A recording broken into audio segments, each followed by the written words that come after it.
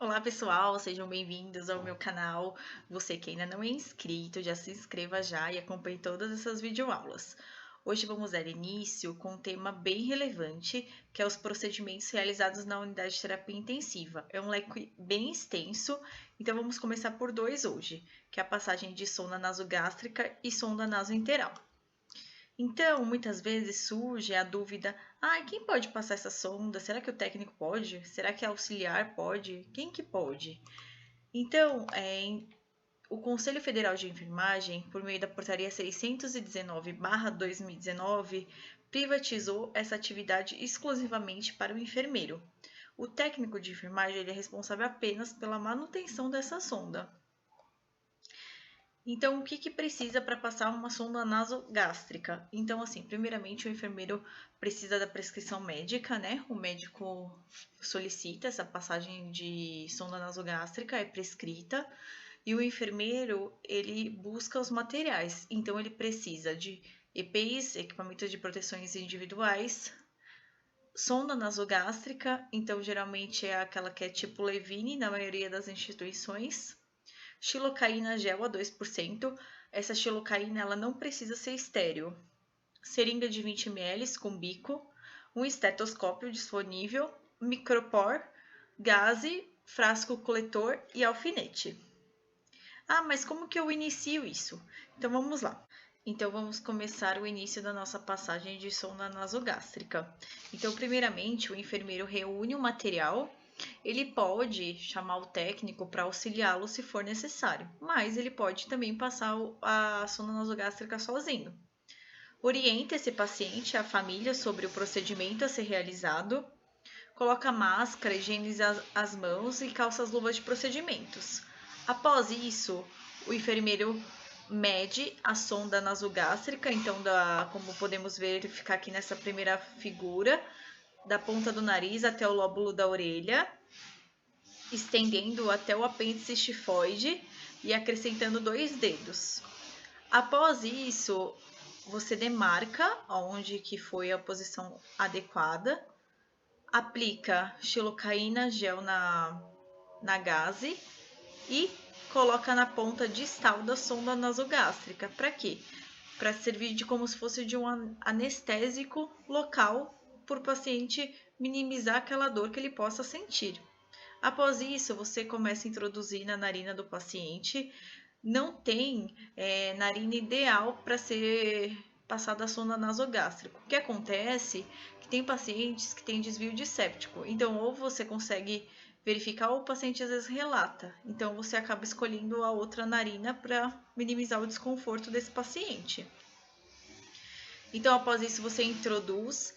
Pacientes consciente orientado, você pode pedir para ele ter o movimento de deglutição, então sempre com a cabeça fletida, o paciente vai deglutindo, o que facilita a passagem de sonda nasogástrica.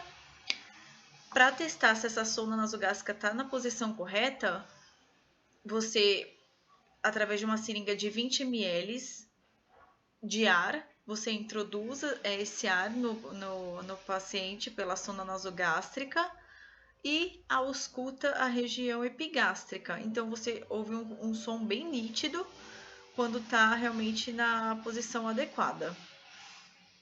Fixa essa sonda. Então, tem instituições que eles disponibilizam de um curativo chamado Multifix, que é como se fosse um triângulo. E tem instituições que eles acabam fazendo com micropor. Após isso, você pode fixar essa sonda nasogástrica na cama através de um alfinete, porque muitos pacientes às vezes se mexem, esquecem, então por evitar deslocamento, o alfinete faz essa proteção. E de acordo com a prescrição médica, o médico às vezes orienta a deixar aquela sonda nasogástrica aberta. Então você, através de um coletor, você conecta e mantém o paciente com essa sonda nasogástrica aberta, drenando o que for necessário para ele. Lembrando que é muito importante essa sonda nasogástrica está prescrita, você realizar essa checagem e anotar por questões de auditoria. Então, a passagem de sonda nasoenteral ela é bem parecida com a passagem de sonda nasogástrica, porém, ela tem algumas particularidades. Então, o que você precisa para a passagem dessa sonda? Você precisa de EPI, então máscara e luva de procedimento, a sonda nasoenteral de silicone ou poliuretano, xilocaína gel, seringa de 20 ml com bico, água mineral, estetoscópio, micropor ou fixador nasal e gaze. Lembrando que o enfermeiro ele é responsável por separar esses materiais. Claro, se você tiver o técnico de enfermagem disponível para ir até a farmácia ou algum local da instituição que tenha esse kit de passagem de sonda nasoenteral, ele pode ajudar e auxiliar durante o procedimento. Então, agora, vamos olhar para essa figura para entender um pouquinho mais sobre a passagem e como é realizada essa passagem de sonda nasoenteral. Então, vamos iniciar nossa passagem de sonda nasoenteral através dessa imagem meramente ilustrativa. Então, você, enfermeiro, já reuniu seu material. Você vai fazer o quê? Você vai orientar seu paciente e o acompanhante em relação ao procedimento e aos riscos envolvidos, colocar sua máscara, higienizar suas mãos, calçar a luva de procedimento e realizar procinético de acordo com a prescrição médica, se necessário. Então, você inicia inspecionando a narina desse paciente, vendo se tem alguma sujidade. Você já retira essa sujidade para facilitar o procedimento. Posiciona o paciente em decúbito elevado, lateralizado e com a cabeça fletida. Então, a lateralização vai depender de acordo com cada paciente, se é possível ou não. A mensuração da sonda é através da ponta do nariz até o lóbulo da orelha, estendendo pelo apêndice xifoide e acrescentando 20 centímetros para a posição do adenal. Após isso, realizar a sua umidificação da sonda nasoenteral com uma água mineral. Para quê? Para que quando você retire esse fio guia, ele não tenha problema de deslocamento da sonda. Aplica xilocaína na ponta distal da sonda e começa a sua passagem, introduzindo pela narina até você sentir resistência. Paciente consciente orientado, você pede para ele iniciar movimentos de deglutição, que isso facilita na hora da passagem. Após o término da passagem, você vai testar se sua sonda está na posição ideal ou não. Então, como que você faz isso? Você precisa de um estetoscópio, de uma seringa de 20, você realiza um flush de ar e ausculta para ver se tem ruído e se está na posição correta. Ah, está na posição correta. O que eu faço? Você fixa, então, com um fixador ou com um micropor, de acordo com a sua instituição, e depois disso você retira o fio guia. Ah, mas eu não posso retirar antes de fixar? Não, porque quando você puxa o fio guia, ele geralmente desloca a sonda. Então, você fixa primeiro, porque aí fica na posição adequada. Após isso, da retirada do fio guia, você descarta ele no descarpaque. Tem instituições hoje em dia que ainda reutiliza essa sonda, mas é menos comum. Então, se a sua instituição reutiliza a sonda nasoenteral, você guarda num saquinho e aonde a sua instituição preconiza. Após isso, é solicitado um raio-x de abdômen para ver se a sonda está na posição correta. Então, você pode verificar que essa sonda aqui está na posição correta. Se for necessário, e se a sua equipe médica deseja uma sonda nasoenteral pós-pilórica, após a posição da sonda, você injeta 80 ml de ar, que promove a abertura do piloro e a migração da sonda pós-pilórica. E se liberação, você já inicia a sua dieta enteral. Lembrando que é muito importante saber a dieta de cada paciente. Então, cada paciente tem sua particularidade em relação à dieta enteral. Então, você, juntamente com a equipe médica e a nutricionista, define a dieta ideal para aquele seu paciente. Então, beleza, Pamela, eu passei minha sonda nasoenteral, ela tá na posição adequada, confirmei com raio-x, com a equipe médica, a nutricionista já mandou a dieta enteral, iniciei essa dieta enteral. O que eu preciso saber em relação à manutenção das sondas? Então, eu, enfermeiro e toda a minha equipe de enfermagem, o que eu devo ter de atenção? Então, você precisa saber que aquele fixador, é trocado a cada 3 dias, se for multifiques, e o micropore de acordo com a sua instituição. Realizar a limpeza da parte externa da sonda com álcool a 70%. Então, você verifica que na prática clínica, muitos profissionais acabam esquecendo desse momento, o que gera crostas nas sondas. Então, é importante essa limpeza após o banho, após a troca da fixação e sempre que houver sujidade. Lavar com água filtrada após a medicação, então a maioria dos casos de obstrução das sondas é por falta de lavagem.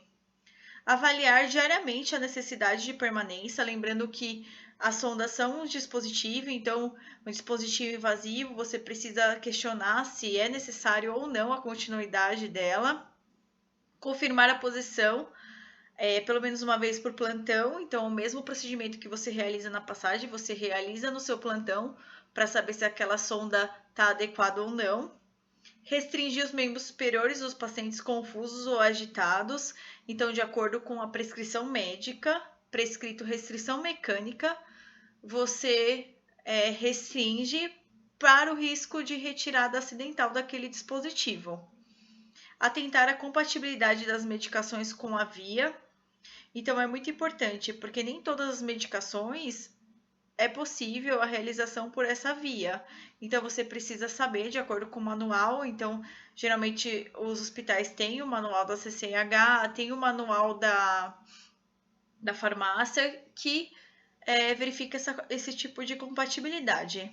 Lembrando também, na sonda nasogástrica, não deixar encher o coletor, então aquela sonda nasogástrica ela tá aberta, você deixa lá o coletor e vai enchendo, quando você vê já transbordou, então ter esse cuidado, pelo menos a cada 2 horas de verificação de débito da sonda nasogástrica e ter bastante atenção a esse paciente. Então, quais riscos eu tenho perante aquele dispositivo? Então, você tem que ficar sempre atento aos sinais clínicos do seu paciente, vômitos, náuseas. Então, muitas vezes o paciente consciente orientado refere muito incômodo da presença daquele dispositivo. Aspiração, falso trajeto. Então, você tem que sempre fazer o teste por conta disso, para ver se a sonda nasointeral ou a sonda nasogástrica elas estão na posição adequada ou devido à manipulação, devido ao banho, devido que o paciente foi deambular, acabou se deslocando.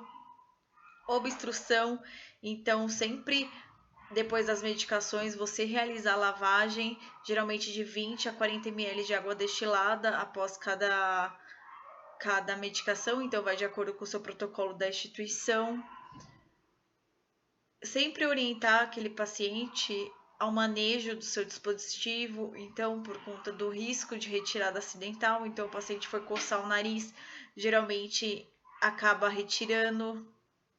Então é muito importante que todos esses riscos tenha ciência tanto para sua equipe de enfermagem quanto ao seu paciente. E mais importante que isso, você sempre atentar ao prazo de validade da dieta interal. Então, não é porque aquela dieta ainda está cheia, que aquela dieta está... vou deixar aquele paciente lá 1 semana com aquela dieta. Não, geralmente a dieta interal tem o prazo de 24 horas. Vai de acordo com cada dieta, mas é importante sempre estar ciente disso. É isso, pessoal. Se você ainda não é inscrito no meu canal, já se inscreva, ative o sininho de notificações e não deixe de deixar suas sugestões nos comentários. Até a próxima!